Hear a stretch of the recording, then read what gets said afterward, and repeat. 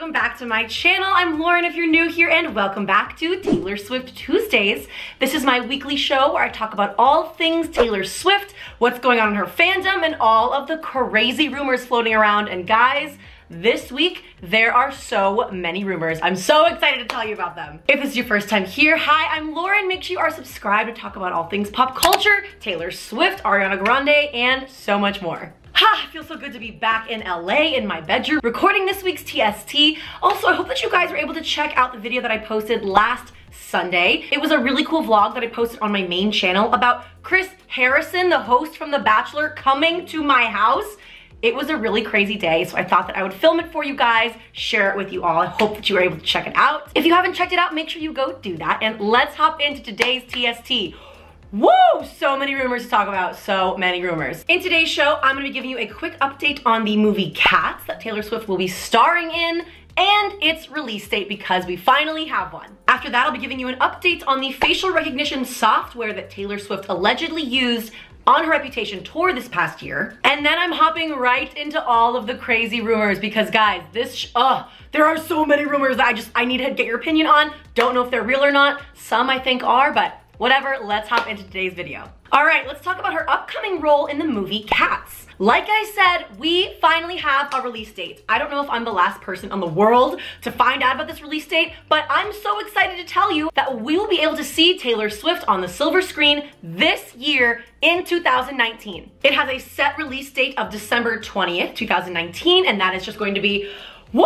So exciting. That's gonna be a great Christmas gift, Hanukkah gift for me. And then because Rebel Wilson is on a press tour for her new romantic comedy movie, Isn't It Romantic? We've been seeing a lot of on-camera interviews from her. She recently went on The Ellen Show and she actually gave us a little sneak peek on some of the things her and her Cats cast members have to do to prepare for their role, and here's what she said. Hey guys, so after uploading this video, I got a copyright claim because I used a clip from the Ellen DeGeneres show. So I can't show you this really funny clip, so I'll just explain it. It's Rebel Wilson and Ellen DeGeneres sitting there talking about Cats, how she's preparing for the role, and Rebel Wilson told us that she has to go to a cat school. That Rebel, Taylor Swift, Idris Elba, Judi Dench, the whole cast has to go to something called cat school where they learn how to be cats all day, like purring and like making all these funny sounds, basically a way to like be less human for their roles. It was a very funny clip. I'll include the link below in my description. Wish I could show it to you, but I can't, so enjoy the rest of this video. Oh my God, could you imagine being in a cat class, whatever that means, with Idris Elba, Taylor Swift, and Rebel Wilson?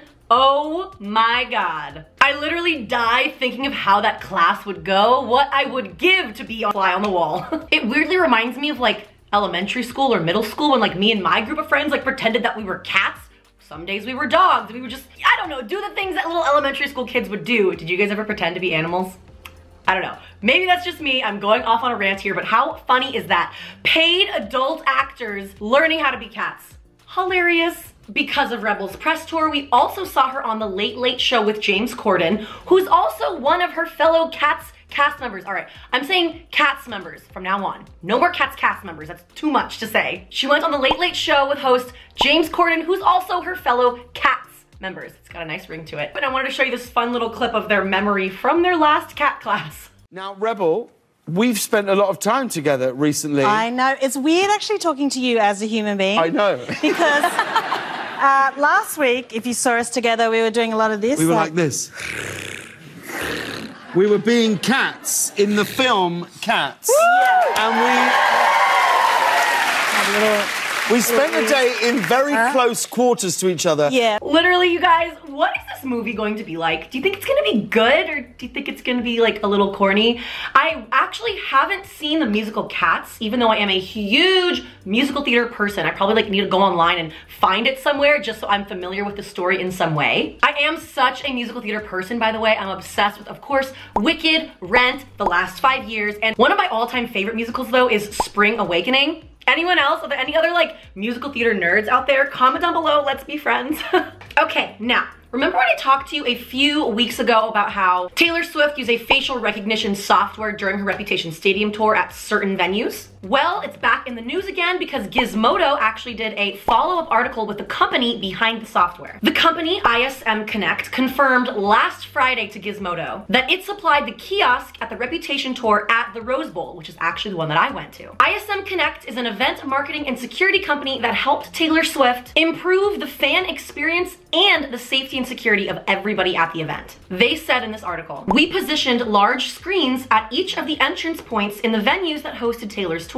We were contracted to support security for the tour and on-the-ground venue teams. Each screen also included smart cameras designed to identify only those individuals who present a security risk based on pre-existing information. The cameras are used to reliably identify persons of interest and improve safety. This included known stalkers who might threaten Taylor Swift or present a threat to fans attending the event." So the reason that I'm bringing this back up to you guys is because a lot of people were concerned with the fact that themselves and their friends were being filmed without their prior consent. People were afraid because they had no idea what was going to be done with this information or if this footage was going to be sold to third parties. This article that Gizmodo posted gives us a who in terms of who is behind the technology in that kiosk. It also confirmed and explained that only individuals who flagged a match on their known persons of interest list would be stored and sent to security. No one else. Hopefully this can give some people out there some peace of mind in terms of who is behind this. Like I said in my TST a few weeks ago where I talked about this, I personally have no problem at all with myself being filmed or photographed in order to keep a concert venue safe. A concert venue such as the Rose Bowl is a private property.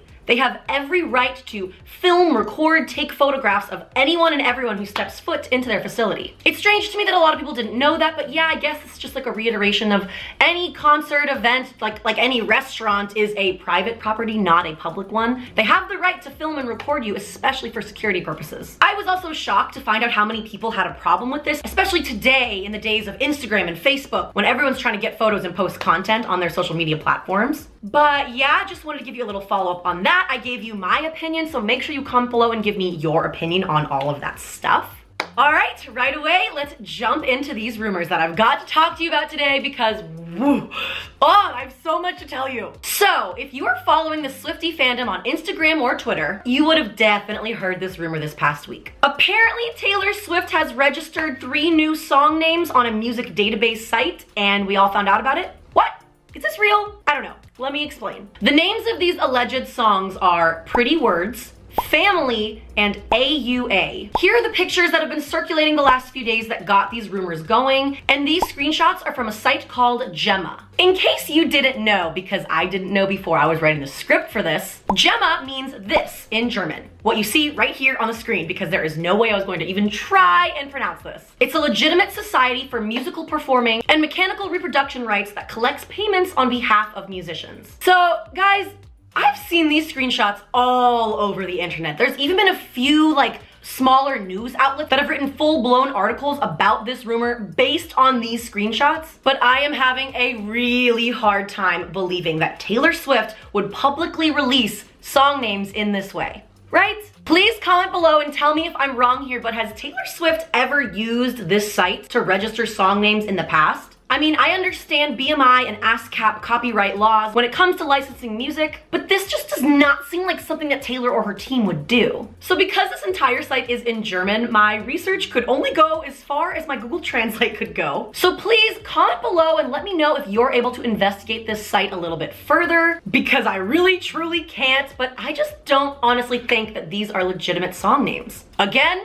I could be totally wrong here. The first comment I could read down below after I post this video is, "Lauren, you're wrong. She did this already." That very well might happen. I'm just telling you right now as of filming this, I am unfamiliar with Taylor Swift using this site to register her songs. I feel like Taylor likes to give us the element of surprise, especially when it comes to her new releases. Also, what in the world does AUA mean?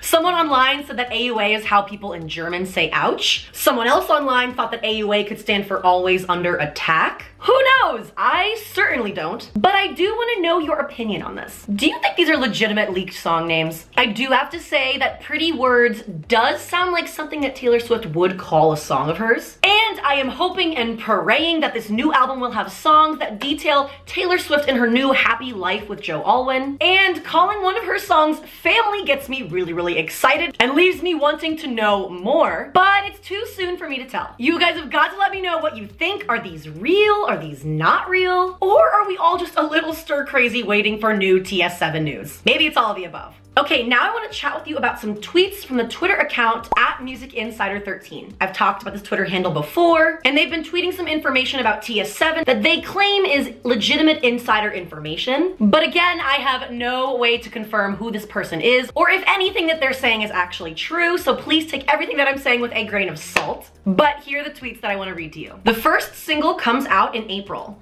The first magazine cover comes out in April. Very, very exciting. This would be an amazing birthday present to me because April 5th is my birthday. And it goes along with the calendar theory that something exciting will be happening around April 13th. Taylor is set to cover Elle, Vogue, and the Rolling Stones magazines. All right, so we have actually heard this rumor before. We've heard certain variations of it that she will be being more public this era. She'll be covering a magazine coming out in April. We've heard that a few times actually. But I have to say that it's kind of crazy for someone to claim that she'll be covering 3 magazine covers in the same month. I wonder if that's what they're trying to say, or if it's like gonna be like a gradual thing throughout the year that they'll be covering these 3 magazines. I wonder what they actually mean here. But I did want to bring up something very interesting to you all that I found out last week. Voss J. Morgan, who is editor-in-chief of the magazine Tings London, posted on his Instagram 5 days ago a throwback photo with Taylor Swift from her Bleachella days, with this caption: "The old Taylor came to the phone. Turns out she's not dead after all." Which makes me question so many things. Is he hinting that he had a phone interview with Taylor Swift?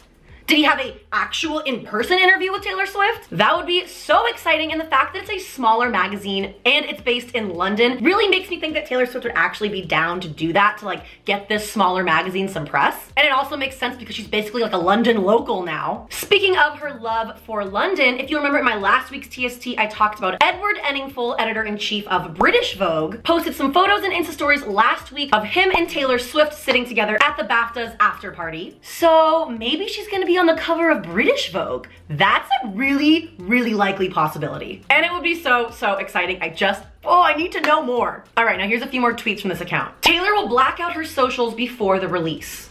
After the blackout, she's planning to release the single. Okay, so I don't actually know if I believe this particular rumor. She already did that for the Reputation era, and we all know that the Reputation era and album was something totally different that she had never done before. I honestly don't see her repeating herself, but I mean, maybe she could. It did get her a lot of press when she deleted everything on every social media outlet. All the news articles were talking about it, and it was really great build up and hype for Reputation. But I personally don't think that she'll do that again. I also really don't want her to do it again. I really like having her on social media, but you've got to tell me what you think. Do you think she'll black out again?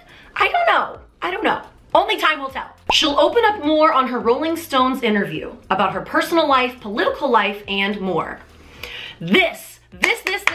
Okay, I hope this happens, and I honestly really do believe that this could happen because in the past, Taylor Swift has been really open when she does interviews for Rolling Stone. In case you forgot, and I'm not sure how you could have forgotten because it was crazy, crazy news. In 2014, Taylor Swift covered the Rolling Stones magazine and had a huge article called The Reinvention of Taylor Swift. It was in this article that she let slip that Bad Blood was actually about another female artist in her industry, not about a guy. And then that was when the whole world exploded and we thought that it was Katy Perry, and then the Bad Blood music video came out, and then all of the Katy Perry, Taylor Swift drama started. Woo, good times, man. Those were crazy times. So I could believe this. I really could. I also would really love to hear her thoughts on her political life and her beliefs and everything that happened this past year. We all know that Taylor Swift has been notoriously silent about her political beliefs, where she stands, and how this past year, for the very first time, she let us know where she stood politically, and also the fact that Taylor Swift speaking out about her beliefs caused a huge voter registration spike in Tennessee. But politics are a very controversial topic, and I'm sure that she'll just want to talk about her new music and her new life.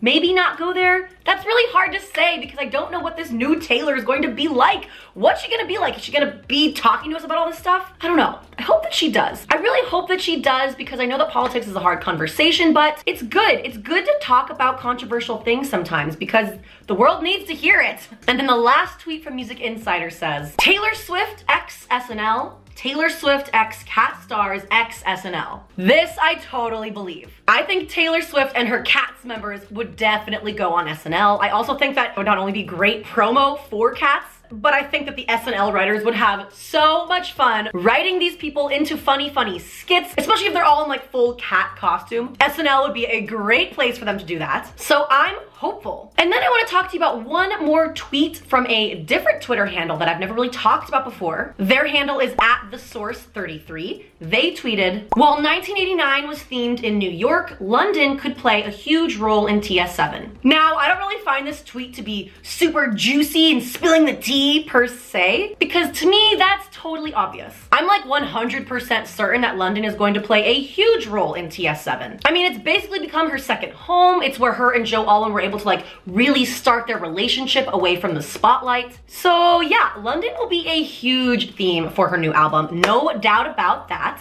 That's just very exciting. I can't wait to see what she has to say. I wonder if she'll like do a song about her and Joe going out in like disguises, because it was reported that when she and Joe were first dating, she would make secret visits out there to London and like her team would have like military-like security around her so that no one would know her plane was flying in. They'd go out and about in London in wigs and scarves, and I hope that she has some type of song about that because that's just very funny. Today's video shout out goes to my Instagram follower, Lauren_music. Love your name. She said, my favorite movie is The Princess Bride because duh, it's a classic and oh my God, duh indeed. Thank you so much for reminding me about The Princess Bride. That's one of my absolute favorite movies from my childhood. If you want to be next week's video shout out, make sure you are following me on all of my social media handles.